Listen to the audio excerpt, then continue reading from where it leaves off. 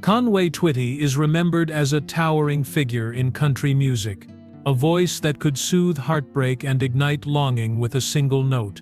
Yet, behind the smooth baritone and the string of chart-topping hits simmered a story few ever truly saw. Long before the rhinestones and sold-out arenas, he was a young man from Friars Point, Mississippi, chasing a dream with nothing but determination and a guitar.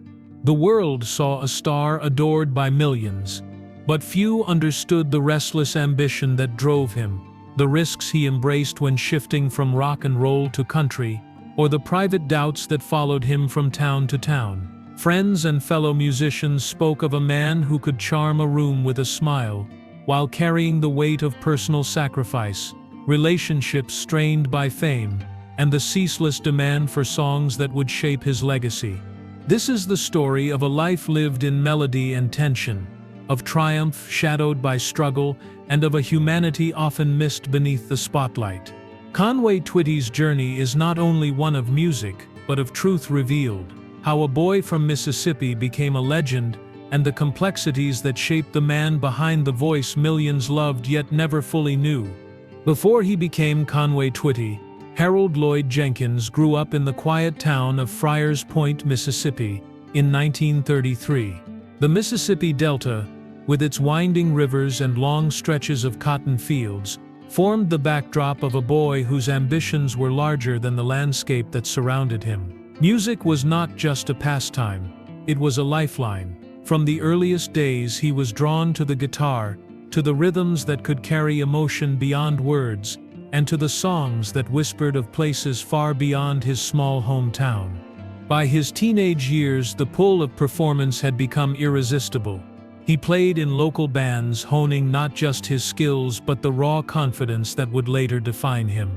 Even as he balanced schoolwork and chores, he dreamed of stages, lights, and audiences that would never tire of listening. Music for Harold was not merely a career path, it was a necessity, a means to channel restlessness, longing, and the quiet pressures of a young man aware that the world was larger than he was. The first significant leap came when he moved to Memphis, Tennessee in the early 1950s. There, Harold began performing under his given name, navigating the bustling music scene with a combination of charm and determination. It was Memphis that introduced him to recording studios, local radio stations, and the first taste of a professional music career.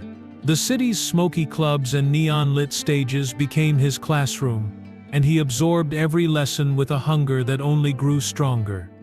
In 1958, a pivotal moment arrived when Harold adopted the stage name Conway Twitty, marking the first of many reinventions that would follow. This was a man aware of image, aware of the power of a name, and aware that reinvention was essential to survival in the unpredictable world of music. Conway's first major hit came with It's Only Make Believe.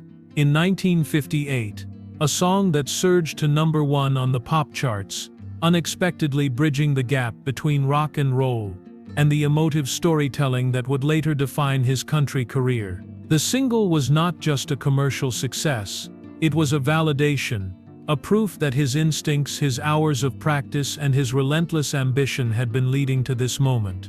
Even in these early years, the tension of balancing public expectation with personal growth was clear. Touring relentlessly, recording in long nights, and facing the uncertainty of a fickle industry, Conway learned quickly that talent alone would not guarantee success. It required strategy, timing, and an unspoken understanding of audiences' desires. Friends recall a young man simultaneously exuberant and introspective, who could charm a room with laughter while quietly worrying if the next song would resonate, if the next performance would solidify a place in a world that often moved too fast for reflection.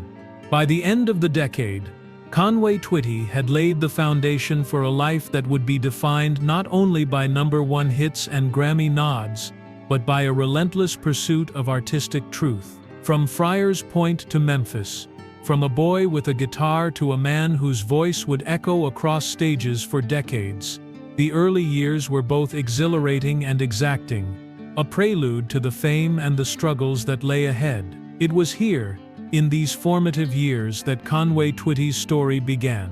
not just as a musician, but as a human being wrestling with ambition, identity, and the first stirrings of a legacy that would endure long after the final note was sung. The transition from pop sensation to country icon was neither swift nor easy for Conway Twitty. By the mid-1960s, the initial wave of rock and roll stardom had begun to ebb. He understood that the voice which had carried him to #1 on the pop charts could not sustain him indefinitely without evolution. Conway's fascination with country music, with its storytelling and its raw emotional depth, guided his next steps. It was not a calculated move to follow trends, it was a calling he could not ignore.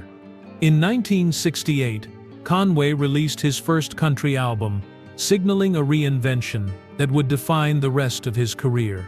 He embraced the genre's traditions while infusing it with the same smoothness that had won him pop audiences. Hits such as Next in Line and I Love You More Today demonstrated a talent capable of bridging worlds. For Conway, each recording session became an exercise in understanding human emotion, a careful negotiation between melody and meaning, between commercial appeal and artistic honesty. The road to country acclaim was punctuated by long tours and relentless recording schedules. He traveled from small-town venues to larger halls, building a fan base that would grow steadily throughout the 1970s. Friends and colleagues observed a man consumed by his craft, meticulously shaping every note, every phrasing. Aware that success in Nashville demanded more than charisma, it demanded perseverance, dedication, and an understanding of the genre's roots. Conway studied the music of Hank Williams, Lefty Frizzell, and other legends, absorbing their phrasing, their vulnerability, and their ability to make listeners feel as though each song was written for them alone. By 1974, Conway Twitty had firmly established himself as a country star. The hits multiplied, and with them came accolades, awards, and recognition from peers. The Academy of Country Music and the Country Music Association acknowledged his impact on the industry, honoring him for both his vocal abilities and his contributions to the craft. Behind the spotlight, Conway's life was far from simple. Touring, recording, and managing the pressures of public expectation created strains on personal relationships and demanded sacrifices that were often invisible to fans. Throughout the decade, Conway maintained a work ethic that bordered on obsession. He balanced family obligations, his evolving musical career, and the growing demands of fame with a determination that few could match. Friends recall the long nights spent in studios, perfecting harmonies and experimenting with arrangements. A man driven by the knowledge that each song, each performance was a chance to connect, to convey emotion, and to leave a permanent imprint on the hearts of his audience. Conway's embrace of country music was not merely professional, it was deeply personal. It allowed him to explore themes of love, loss, and longing in ways that resonated with listeners across generations. By the late 1970s, he had created a sound that was unmistakably his own, a fusion of pop sensibility and country authenticity that would sustain him through decades of chart-topping success. The man who had begun as a boy from Friars Point was now a figure whose voice could evoke tears, laughter, and reflection, leaving a legacy that was as much about emotional truth as commercial achievement. By the early 1980s, Conway Twitty had become more than a country star. He had become a symbol of the emotional resonance the genre could carry.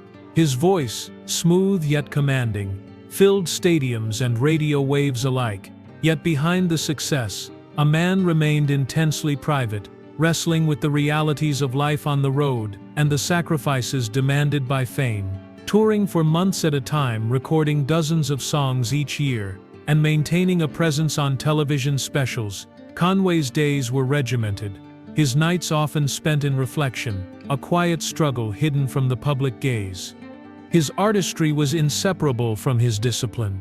Conway meticulously shaped his performances, balancing the melody with storytelling, ensuring each note carried authenticity. In 1981, he achieved a landmark milestone with his 23rd #1 country hit, a record that reflected both consistency and creative evolution.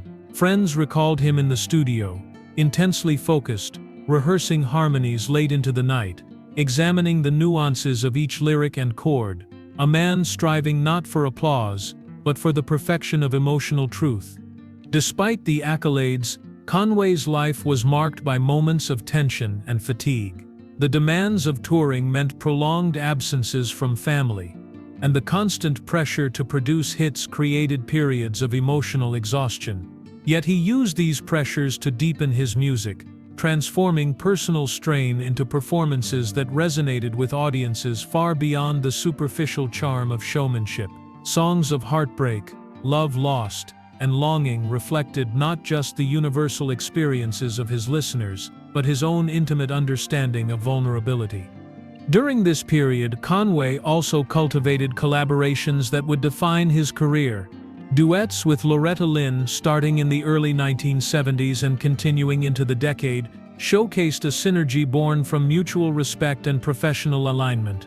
These recordings, including After the Fire Is Gone and Lead Me On, combined his polished vocal style with her emotive presence, creating moments of country music that would endure in the hearts of fans for decades. The success of these collaborations highlighted not only his versatility, but also his commitment to artistry over ego, his belief in the power of connection through music. Beyond performance, Conway invested in understanding the business side of his craft. He engaged with producers, managers, and promoters, ensuring that each album and single reached its potential.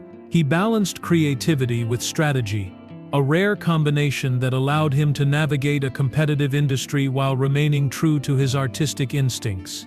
This awareness extended to mentoring younger artists, offering guidance while exemplifying the work ethic and dedication required to sustain a long career in music. By the mid-1980s, Conway Twitty had not only accumulated a vast catalog of hits, but he had also solidified his legacy as a storyteller whose life informed his music. He demonstrated that artistry requires both vulnerability and discipline, that personal struggle can enhance the depth of expression, and that a voice can carry more than melody, it can carry the truth of human experience.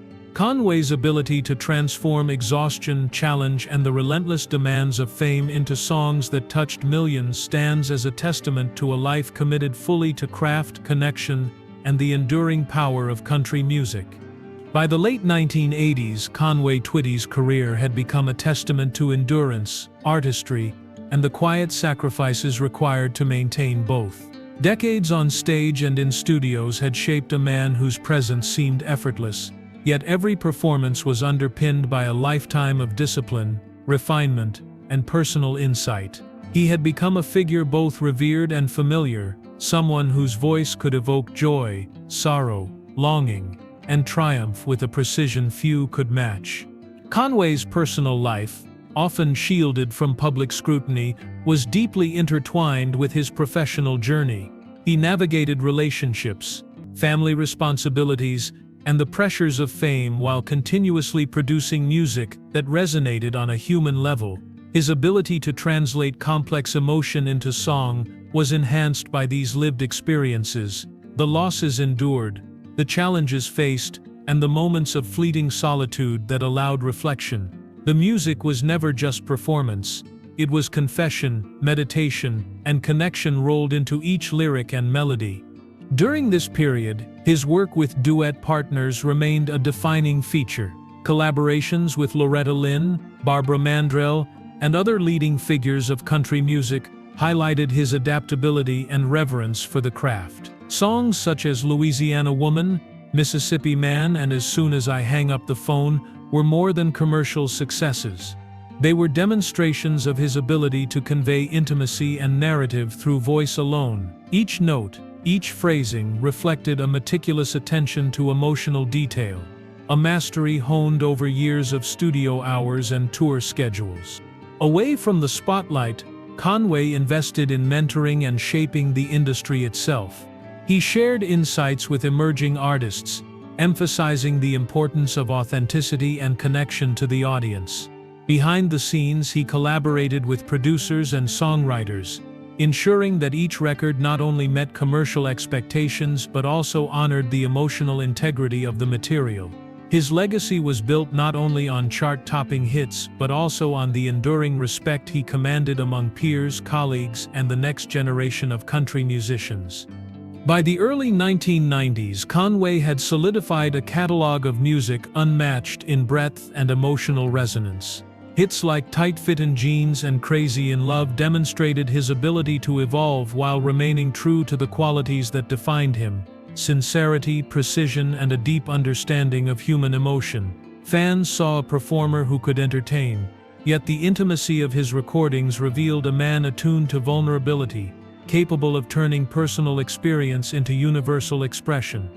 Conway Twitty's life in this stage of his career reflected the culmination of decades of commitment, struggle, and devotion to craft. Every award, every sold-out venue, and every radio hit was a marker not just of success but of the persistent labor, resilience, and emotional honesty required to sustain it. He demonstrated that artistry was inseparable from lived experience, that discipline and passion could coexist, and that a voice could become a conduit for the truths of human existence. In this period, Conway's music continued to bind audiences to stories of love, loss, hope, and endurance, leaving a legacy defined not merely by fame but by the quiet, indelible mark of emotional truth. In the quiet moments between performances, the true measure of Conway Twitty's life can be felt.